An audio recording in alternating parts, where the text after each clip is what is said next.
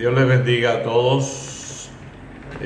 Vamos a comenzar nuestro estudio basado en Apocalipsis. Tenemos inmediatamente que comenzar hablando de lo que es el libro de Apocalipsis. Esta es una introducción al libro de Apocalipsis. La palabra Apocalipsis es un término griego que quiere decir revelación y fue escrito en el año 96 después de Cristo, en el periodo de gobierno de Domiciano, y es importante hacer notar que el apóstol estaba exiliado en la isla de Patmos cuando escribió el libro de Apocalipsis. El libro de Apocalipsis es una descripción de la batalla entre Roma y la iglesia y el pueblo de Israel. O sea, por un lado, Roma en contra de la iglesia y el pueblo de Israel. Ustedes van a observar que el libro de Apocalipsis está dividido en 7 partes. 7 partes. La primera parte del libro de Apocalipsis está contenida en los capítulos del 1 al 3. La segunda parte está contenida en los capítulos del 4 al primer versículo del capítulo 8. La tercera parte está contenida desde el segundo versículo del capítulo 8 hasta el versículo 11. Esa es la tercera parte. La cuarta parte está contenida en el capítulo 12, solo el capítulo 12.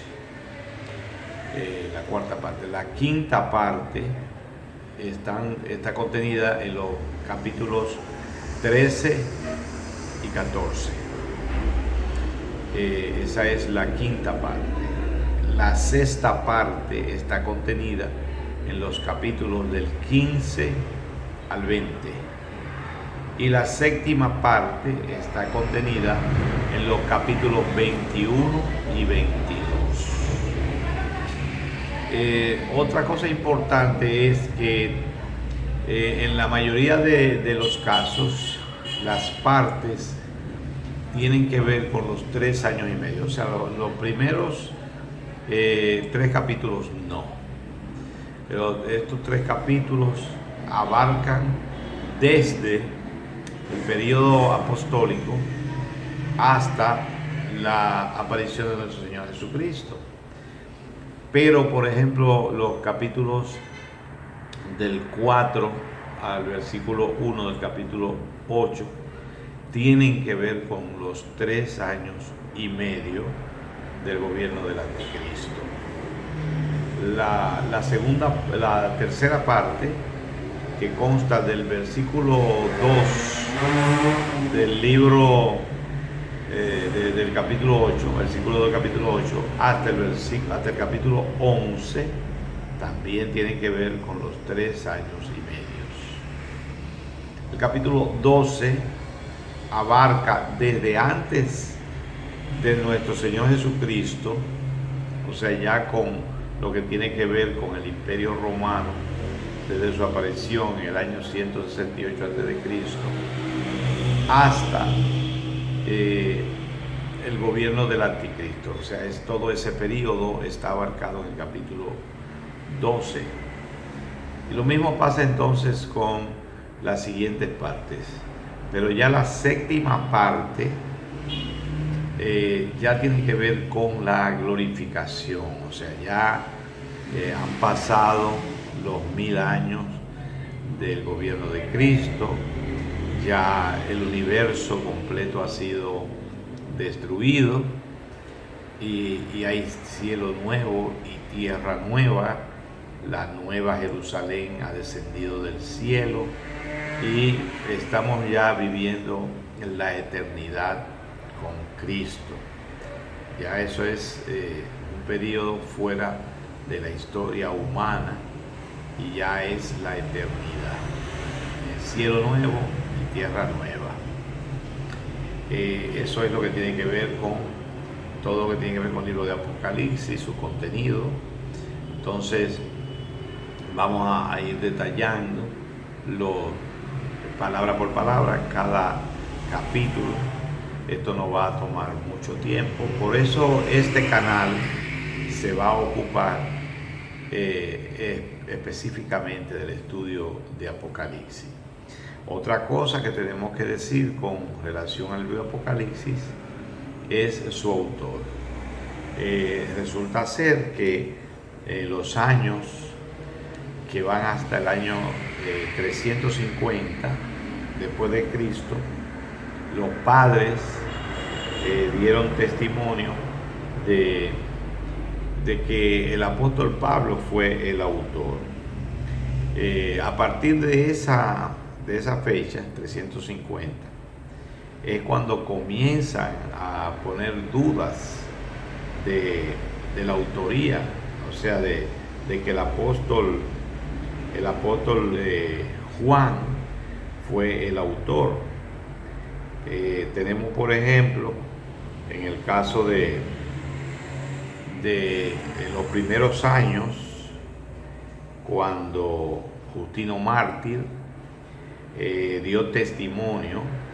Vamos a leerles el testimonio de Justino Mártir y debemos mencionar que Policarpo, que Papía, que Hipólito, que todos los padres de los primeros 2 siglos después de la muerte del apóstol Juan no pusieron en duda la autoría del Apocalipsis, de la autoría del apóstol Juan. Dice: había un hombre con nosotros cuyo nombre era Juan, uno de los apóstoles de Cristo, quien profetizó por una revelación que le hizo para él, que quienes creyeran en Cristo vivirían 1000 años. Eso lo escribió Justino Mártir en su diálogo con Trifón.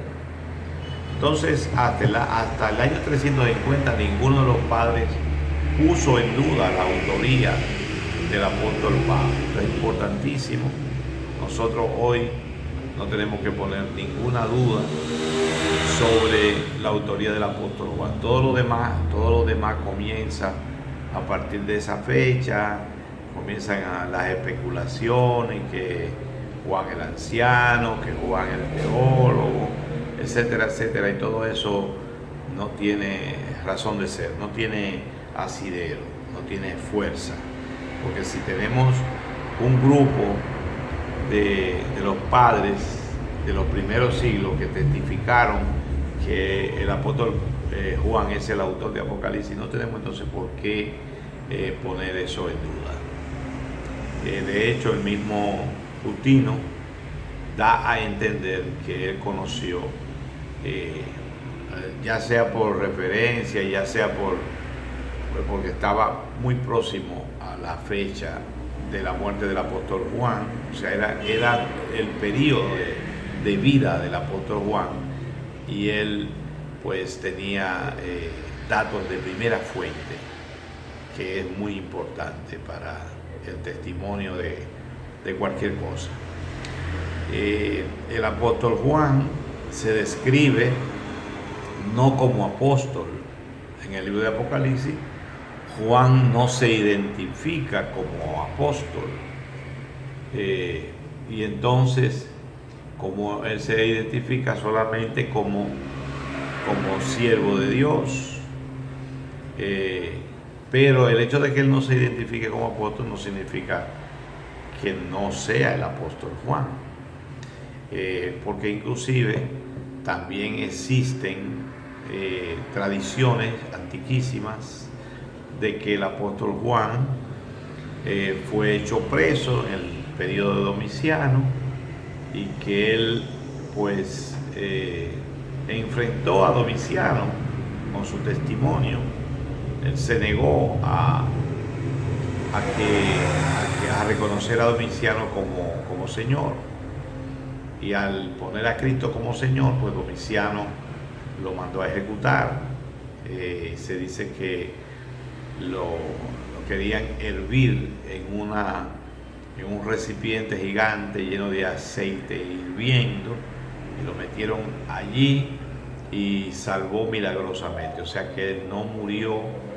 Y dicen que Domiciano pues consideró que era hechicería, que el acto a través del cual él se salvó del aceite hirviendo fue un acto de hechicería.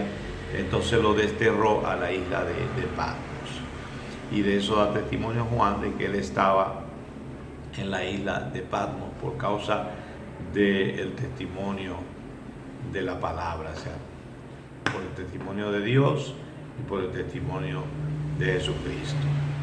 De modo que está bastante claro el asunto de por qué se escribe el libro de Apocalipsis. El libro dice que es una revelación, o sea, a Dios le interesa que conozcamos el contenido, los misterios, todo eso está ahí para ser revelado. Y el apóstol lo escribió, pero la revelación de estas cosas tienen que ver con que nosotros hagamos la diligencia necesaria para que nos sean reveladas, que nos va a costar esfuerzo y diligencia, sí, sin duda, pero están ahí para ser reveladas en su totalidad. Ahí dice, ¿verdad?, la revelación de Jesucristo que Dios le dio para manifestar a sus siervos las cosas que deben suceder pronto, y la declaró enviándola por medio de su ángel a su siervo Juan, es el cual ha dado testimonio de la palabra de Dios y del testimonio de Jesucristo. De modo que podemos nosotros poner de nuestra parte, porque eso sí, hay que poner de su parte, que buscar, pero en la Biblia el hacer diligencia, el buscar, es algo que se nos aconseja. Se nos aconseja buscar de Dios. En el Evangelio de San Mateo, capítulo 7, inicia diciéndonos esto, que el que busca, halla. Entonces nosotros tenemos que ser diligentes en pedir, en rogar, en suplicar que nos sea revelado.